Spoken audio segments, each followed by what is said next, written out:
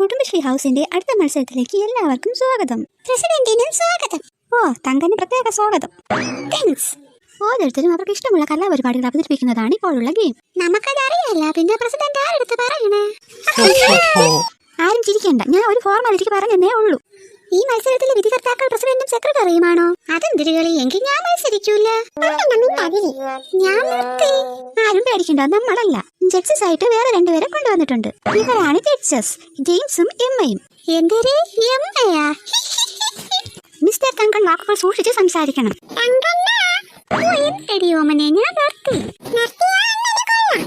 Judges please be seated. സീറ്റാനാ? എന്തൊരു ജഡ്ജസിനോട് ഇരിക്കാൻ ഇംഗ്ലീഷിൽ പറഞ്ഞു. ഓ, അങ്ങനെ. അപ്പൊ ഭയങ്കര ഇംഗ്ലീഷുകാരനാണ്. എന്നാ ഞാൻ പോട്ടെ പ്രസിഡന്റ്?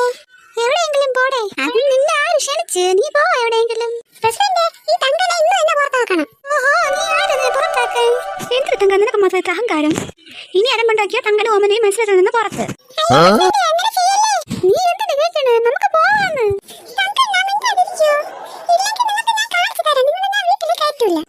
ഞാൻ പിന്നെ നിർത്തി. മത്സരം ആരംഭിക്കാം. ആദ്യം തങ്കനും ഓമനയും, ബാക്കിയുള്ളവർ അവിടെ പോയി ഇരിക്കേണ്ടതാണ്. പോടെ പോടെ, ബാക്കിയുള്ളവർ തറയിൽ പോയിടെ. ഓ, ഞാൻ പാടും, ഓമന കളിക്കും. Okay, start. ശശികല ചാർത്തിയ ദീപാവലയം തന്തന തന്തന തം. ഈശ്വര ചതിച്ച അടുത്തവർ മറന്ന് അഡ്ജസ്റ്റ് ചെയ്യാം. ശശികല ചാർത്തിയ ദീപാവലയം തന്തന തന്തന തം. ശശികല ചാർത്തിയ ദീപാവലയം അഡ്ജസ്റ്റ് ചെയ്യുമോമനെ. തന്തന തന്തന തം. ഓമത്തെ മതി തിന്നു. ഞങ്ങളെല്ലാരും കൈയടിക്കും. എന്തിനടി ഓമനെ?